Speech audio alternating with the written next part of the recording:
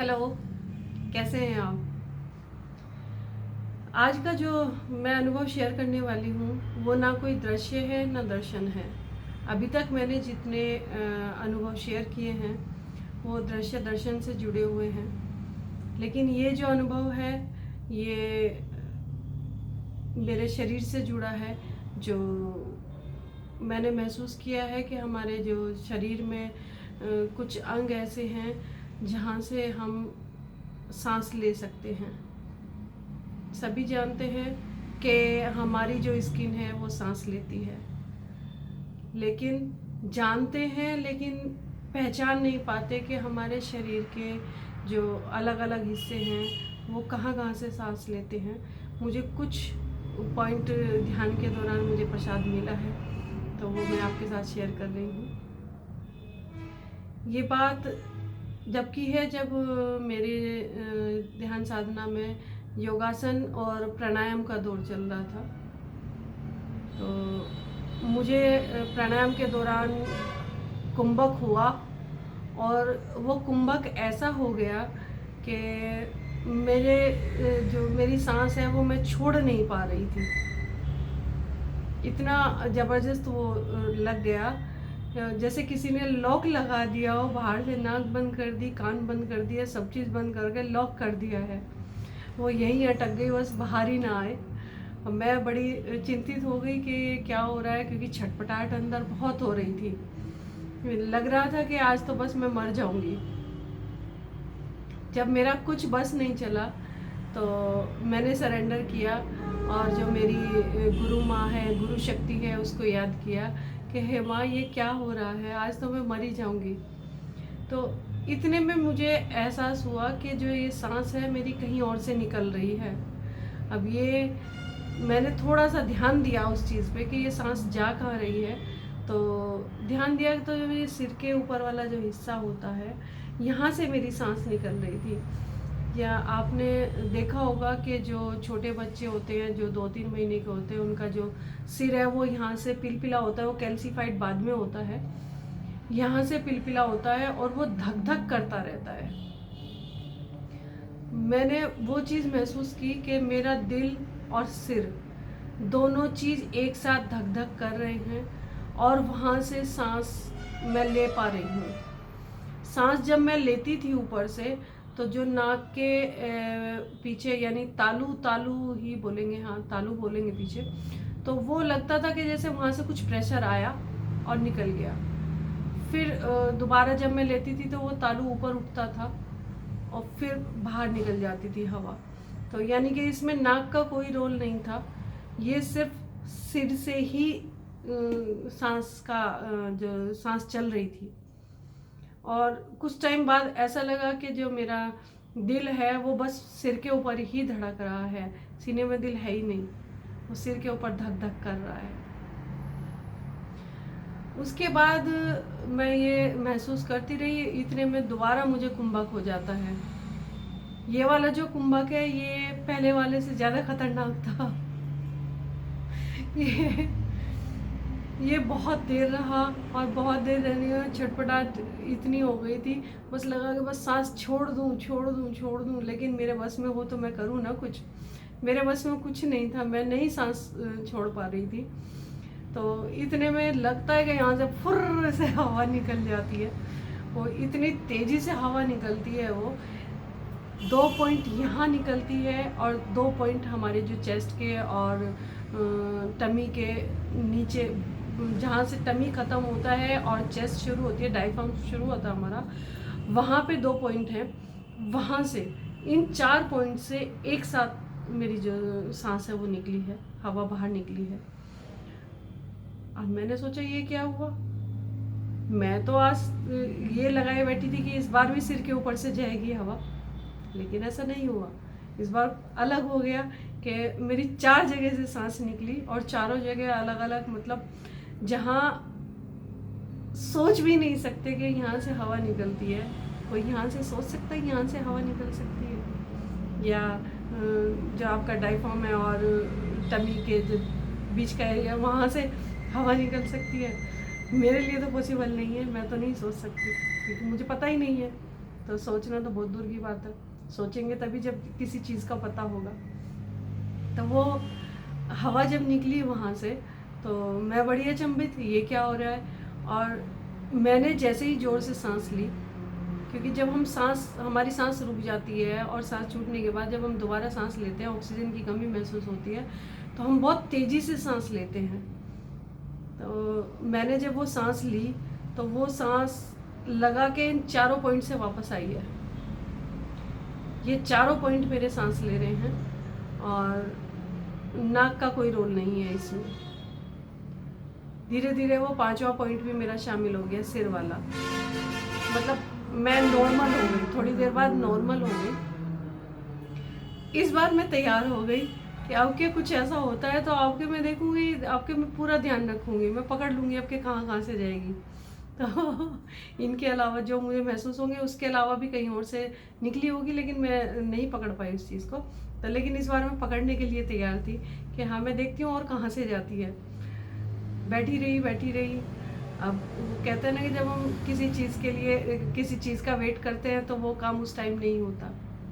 तो सेम चीज़ मेरे साथ हुई कि वो कुंभक फिर नहीं लगा। 2 बार लगने के बाद तीसरी बार कुंभक नहीं लगा, क्योंकि मैं वेट कर रही थी ना, इसलिए। तो कोई बात नहीं, कितने दिन तक रहा कि कुंभक लगेगा। जब तक वो मेरे दिमाग में रही तब तक कुंभक नहीं लगा। जैसे जैसे मेरे दिमाग से निकल गई, मुझे लगा कि अब ये आएगा ही नहीं वापस। कहते हैं ना कि जो एक चीज़ 1-2 बार आ जाती है वो दोबारा नहीं होती है। तो मुझे यही लगा कि अब ये दोबारा नहीं आएगा। उसके मेरे दिमाग से निकल गई, उसके कुछ टाइम बाद फिर एक दिन कुंभक हो जाता है। और इस बार जो कुंभक होता है वो कुछ अलग ही टाइप का अनुभव देके गया, बहुत ही प्यारा अनुभव। तो वो हुआ ये कि जो हमारे शोल्डर्स हैं, शोल्डर्स के पीछे से मैंने वो सांस का आना जाना महसूस किया। यानी जो हमारी चेस्ट के पीछे वाला हिस्सा है उसके पूरे एरिया में, कमर के ऊपर और चेस्ट के पीछे से लेके और शोल्डर्स तक पूरा मैंने उस चीज़ को महसूस किया कि हाँ मैं यहाँ से सांस ले रही हूँ और यहाँ से सांस छोड़ रही हूँ। तो वो जो वहाँ से सांस आ रही थी तो वो इस तरह थी, इस तरह का अनुभव था। अमूमन हम जो नॉर्मली सांस लेते हैं तो वो हमारी जो सांस होती है वो ऐसे होती है, हम सांस लेते हैं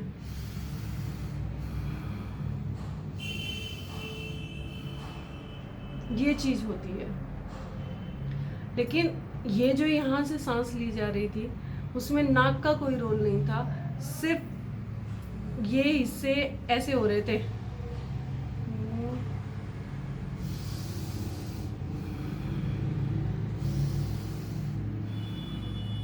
इस तरह का अनुभव था उसमें। तो यानी कि जो हमारी पूरी जो शरीर का चौड़ाई है वो लगती थी कि वो पूरी चौड़ाई जो है सिमट के बैकबोन तक आती है और बैकबोन से फिर वापस चली जाती है, फिर बैकबोन तक आती है, फिर वापस चली जाती है और उसमें पूरा सांस होता है। और उस सांस को लेते लेते ही ध्यान ऐसा लग गया मेरा कि मुझे कुछ अता पता नहीं रहा। वो एक मेरा पहला एक ऐसा अनुभव था जो बिल्कुल ही अलग हटके था। हालांकि सारे ही अलग हटके हैं मेरे लिए तो, लेकिन जो सांस लेने वाली कंडीशन है वो बहुत ही अद्भुत थी। मैं शब्दों में नहीं बोल सकती, क्योंकि बोल ही नहीं सकते। जो चीज़ आप महसूस करते हो उसे बता नहीं सकते, सिर्फ आप महसूस कर सकते हो। तो ऐसी बहुत सारी चीज़ें हैं जो अलग अलग अनुभवों में आती हैं और उनको बता पाना पॉसिबल नहीं होता है। तो ये कुछ ही शब्द हैं जो मैं निकाल पाती हूँ। अब बात फिर घूम फिर के गुरुवार पर आ जाती है। हालांकि कुछ जो ये मानो के जो क्या नाम गुरु प्रेमी हैं उन्हें थोड़ा सा इस चीज़ का दिक्कत हो रही है कि मैं बार बार गुरु का नाम क्यों लेती हूँ। तो गुरु का नाम लेने से मेरा यहाँ कोई और प्रयोजन नहीं है। सिर्फ ये मेरे श्रद्धा सुमन है मेरे गुरुवर के लिए। जिस तरह से आप अपने इष्ट का नाम लेते हैं, चाहे वो राम है, श्याम है, कोई भी इष्ट है, माता रानी है, जिस तरह से आप उनका नाम लेते हैं, इसी तरह से मैं भी अपने गुरुवर का नाम लेती हूँ, क्योंकि मेरे लिए ब्रह्मा, विष्णु, महेश, माँ, पार्वती सब वही हैं। आज मैं उस जिंदा शिव को पा गई हूँ, तो मैं क्यों उसके गुणगान नहीं करूँगी। मेरा जो भाव है वो उनके लिए यही है कि आज वो मेरे इष्ट हैं, और मैं आपके अपने इष्ट के गुणगान करती न थकी हूँ न थकूँगी। जब तक रहूँगी तब तक मैं उनके गुणगान करूँगी। आपसे भी विनती है कि आप यदि गुरुमुखी हैं या आप जिसको भी मानते हैं, जिस भी इष्ट को मानते हैं, उसका गुणगान हमेशा कीजिए।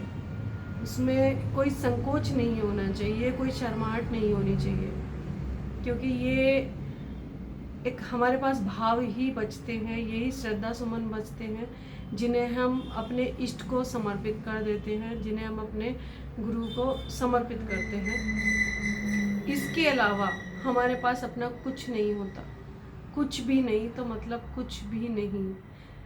जो इस रास्ते पर चले हैं वो इस बात को समझ जाते हैं कि मैं क्या कहना चाहती हूँ और मैं किस बारे में बात कर रही हूँ, क्योंकि ये सब नहीं समझ पाते हैं, क्योंकि सबका कोई मुझसे आगे है, कोई मुझसे पीछे है, कोई मेरे समकक्ष है। तो जो आगे है उसके लिए ये सब बकवास है जो मैं बोल रही हूँ, सब बकवास है। जो मुझसे पीछे है उनके लिए बड़ा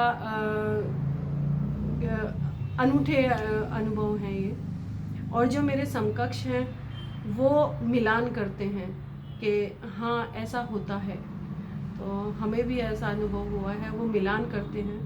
तो यहाँ किसी का कोई कंपैरिजन नहीं है, सब भिन्न हैं। आप भिन्न हो, मैं भिन्न हूँ, हमारे विचार भिन्न हैं। तो भिन्नता उस प्रभु ने ही हमें दे के भेजी है। आप अपना रंग, रूप, कद, काठी, सोच, विचार, हर चीज़, अपने जो आसपास का वातावरण है, हर चीज़ को देख लीजिए। भिन्नता सब में है। मैं भी मानती हूँ कि भिन्नता सब में होती है, काम, क्रोध, लोभ, मोह सब में होता है। तो आप भी इस बात को मानिए। सभी गुरु प्रेमियों को, सभी सांसारिक जीवों को, सबको मेरा यही संदेश है कि उस प्रभु में लीन हो जाए और उस परम सत्ता को याद करते हुए दिन रात गुणगान करें, हमेशा गुणगान करें उसके, क्योंकि यही गुणगान जो है हमें हमारे जो जन्म मरण से, आवागमन से मुक्ति दिला सकता है।